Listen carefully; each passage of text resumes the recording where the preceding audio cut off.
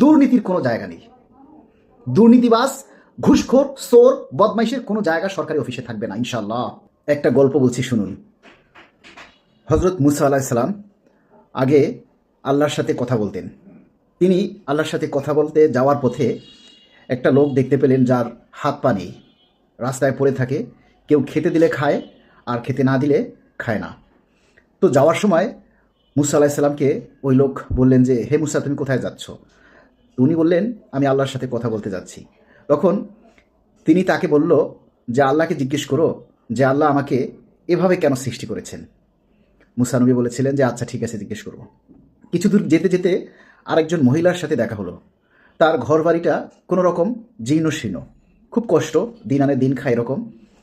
তো তাকে যাওয়ার সময় মুসা আলাহিসাল্লামকে দেখতে পেয়ে সেই মহিলা মুসা আলাহিসাল্লামকে জিজ্ঞেস করলেন যে, হে মুসা, কোথায় যাচ্ছ? বললে, আল্লাহর কাছে যাচ্ছি কথা বলতে।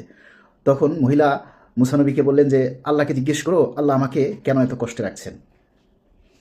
তো মুসা নবী বলছেন যে, ঠিক আছে, জিজ্ঞেস করবো। তো মুসা নবী আল্লাহর সাথে দেখা করে যথারীতি জিজ্ঞেস করলো। তিনি যখন ফিরে আসছিলেন তখন সেই মহিলার সাথে আবার দেখা। তখন ওই মহিলা মুসা নবীকে জিজ্ঞেস করলো যে, আল্লাহর কাছে আমার কথা বলছিলেন? জি বলছিলাম। কি বলছেন আল্লাহ? তো আল্লাহ বলছে যে, তোমাকে বেশি বেশি আল্লাহর শুকরিয়া আদায় করার জন্য। তখন ওই মহিলা বলল, যে আল্লাহ আমাকে ঠিকমতো খাওয়ায় না, যে আল্লাহ আমাকে ঠিকমতো মানে কষ্টে রাখছে, সেই আল্লাহর শুকরিয়া আদায় করব না। মানে আল্লাহ না শুকরিয়া আদায় করেছে। তো ঠিক মুহূর্তের মধ্যেই তার যে জীর্ণ শীর্ণ ঘর বা যেটুকু ছিল সেটাও একটা দমকা হওয়ায় আল্লাহ উড়িয়ে নিয়ে দিলেন। এরপর সেখান থেকে যখন মুসা নবীর যাচ্ছিলেন, সামনে ওই যে হাত পা নেই সেই লোকটা মুসা নবীকে জিজ্ঞেস করলো যে, হে মুসা, আল্লাহ কি বলছেন? তখন মুসা নবী বলেছেন যে, আল্লাহ তোমাকে দিয়ে জাহান্নামের দরজা খোলাবে। খুব কঠিন কাজ। এই কথাটা শুনে যার হাত পা নেই সেই লোকটা বলল, আলহামদুলিল্লাহ। তখন মুসা নবী একটু অবাক হলেন। তখন মুসা নবী তাকে জিজ্ঞেস করলেন যে, হে লোক, তোমাকে দিয়ে আল্লাহ জাহান্নামের দরজা খোলাবে, তার মানে কি তুমি বুঝতে পারছো এটা কত বড় কাজ? তুমি জাহান্নামের কাছে যেতে পারবে? ওটার আগুনে তো ঝলসে সব কিছু শেষ হয়ে যাবে। তখন সেই লোকটা আল্লাহর শুকরিয়া আদায় করে বলে যে, আমি আল্লাহর সব কিছুতে আল্লাহর শুকরিয়া আদায় করি। আল্লাহ ভালো রাখলেও আলহামদুলিল্লাহ বলি, আল্লাহ খারাপ রাখলেও আলহামদুলিল্লাহ বলি। আল্লাহ যে আমার কথা মনে রেখেছেন, আমাকে দিয়ে আল্লাহর জাহান্নামের দরজা খোলাবেন, তার মানে আল্লাহ আমাকে গণ্য করছেন এবং আমার কথা আল্লাহর মনে আছে, এজন্য আমি আল্লাহর শুকরিয়া আদায় করছি, আলহামদুলিল্লাহ।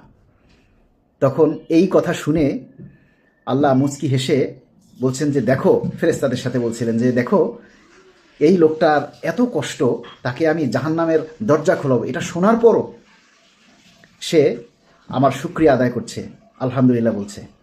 যাও, আমি তোমার সিদ্ধান্ত বদল করে আমি তোমাকে জান্নাতবাসী করে দিলাম। আপনি যে পরিস্থিতিতেই থাকেন না কেন, আল্লাহর শুকরিয়া আদায় করবেন। আপনি যদি কোনো ভালো খবর শুনেন, তাও আল্লাহর শুকরিয়া আদায় করবেন, আলহামদুলিল্লাহ বলবেন।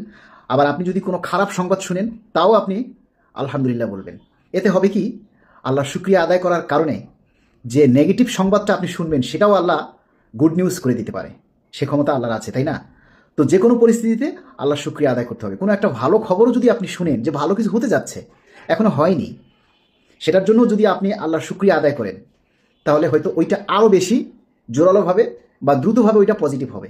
আর আপনি যদি সেটা শুনে নাশুকরিয়া আদায় করেন, তাহলে যেটা হতে যাচ্ছে সেটাও দেখা গেছে সামনে গিয়ে আর হচ্ছে না, নেগেটিভ হয়ে যাচ্ছে। তো আল্লাহর রহমত দিয়ে আল্লাহ কখন কি করতে পারে সেটা আমরা কেউ জানি না। আমরা সবসময় আল্লাহর রহমতের জন্য অপেক্ষা করব। এই জন্য প্রতিটা ক্ষেত্রে আলহামদুলিল্লাহ বলতে হবে। আমরা ভালো খারাপ যাই শুনি তখন আলহামদুলিল্লাহ বলি, এবং এটা বলি যে আলহামদুলিল্লাহ ভালো কিছু হচ্ছে বা আলহামদুলিল্লাহ ভালো খবর শুনেছি। কিন্তু আমরা তো এটা বলি না, আলহামদুলিল্লাহ এটা হয়ে গেছে, আলহামদুলিল্লাহ ওটা পেয়ে গেছি, এটা তো বলি না, তাই না? তখন আপনারা এই যে নাফরমানি করেন, আল্লাহ নাশুকরিয়া আদায় করেন যে কাজটা এখনো হয় নাই, কেন আলহামদুলিল্লাহ বলেন? আগে পেয়ে নেন, তারপরে আলহামদুলিল্লাহ বলেন। সকালে আলহামদুলিল্লাহ বলছেন, এখন আবার কেন বলছেন? আরে ভাই, আলহামদুলিল্লাহ বলার পর কি আপনি আর সেটার জন্য চেষ্টা করবেন না? আলহামদুলিল্লাহ মানে আল্লাহ শুকরিয়া আদায় করেছেন, এখন সেটাকে কমপ্লিট করার জন্য, কাজটা কমপ্লিট করার জন্য কি আপনি চেষ্টা করবেন না? আপনি একটা কাজ করতে নিছেন, মনে করেন 50% কাজ হয়েছে বা 70% কাজ হয়ে গেছে, তখন কি আপনি সেটার জন্য শুকরিয়া আদায় করতে পারেন না যে না, আজকে আপনার 70% কাজ হয়ে গেছে, আলহামদুলিল্লাহ, অনেক আগাইয়ে গেছি। আর বাকি যে কাজটুকু আছে সেটুকু আদায় হওয়ার পর, সেটুকু করার পর আবার আলহামদুলিল্লাহ বলা যাবে না? একবার আলহামদুলিল্লাহ বলছেন মানে কি আর কোনো কিছু করা যাবে না, চেষ্টা করা যাবে না? আপনারা এমন কেন ভাই? কেমন মুসলমান আপনারা? আগে নিজেকে মুসলমান তৈরি করেন, আল্লাহ শুকরিয়া আদায় করেন, দেখবেন যে অনেক কিছু ভালো হয়ে যাবে। এই যে একটা কথা আছে যে কিছু মানুষের কুকর্মের শাস্তি সারা দেশের মানুষ ভোগ করে, আপনাদের মতো কিছু নাফরমান মানুষের কারণে আল্লাহ রাজি খুশি হয় না, আল্লাহ বেজার হয়, এবং তার শাস্তিটা ভোগ করতে হয় সকল মানুষকে। ঠিক আছে না?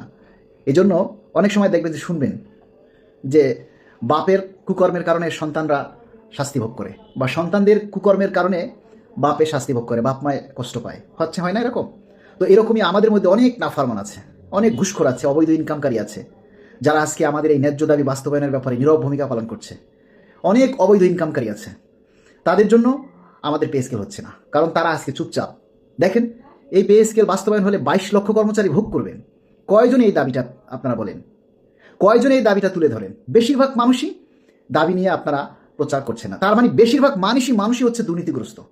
এটা একবারে মানে ওই ইসের মানে হাদিস কোরআনের মতো সত্য যে বেশিরভাগ মানুষই হচ্ছে দুর্নীতিগ্রস্ত, সে কোনো না কোনো অবৈধ ইনকামের সাথে জড়িত। পেটে যখন ক্ষুধা থাকে তখন আপনাকে কোনো কিছু দিয়ে, কোনো শিকল দিয়ে আটকে রাখা যাবে না। আপনার পেটেই ক্ষুধা নাই, আপনাকে কি আটকাবে? এই জন্য আপনার কোনো সারা শব্দ নেই, এটা স্পষ্ট কথা। যাদের অবৈধ ইনকাম আছে তাদের কোনো পে স্কেল নিয়ে মাথা ব্যথা নেই, সারা শব্দ নেই। তবে একটা কথা আমরা ঘোষণা করছি, কোনোভাবে যদি আল্লাহর হুকুমে এই পে স্কেল বাস্তবায়ন হয়, আমাদের সরকারি কর্মকর্তা কর্মচারী কল্যাণ সমিতির পক্ষ থেকে সোর্স তৈরি করা হবে, কোন কোন অফিসে কোন কোন দুর্নীতিগ্রস্ত কর্মচারী আছে তাদের বিরুদ্ধে গোপনে জিহাদ ঘোষণা করা হবে, তাদের ইনফরমেশন সরকারের কাছে দেওয়া হবে। আমরা দুর্নীতিমুক্ত একটা বাংলাদেশ চাই।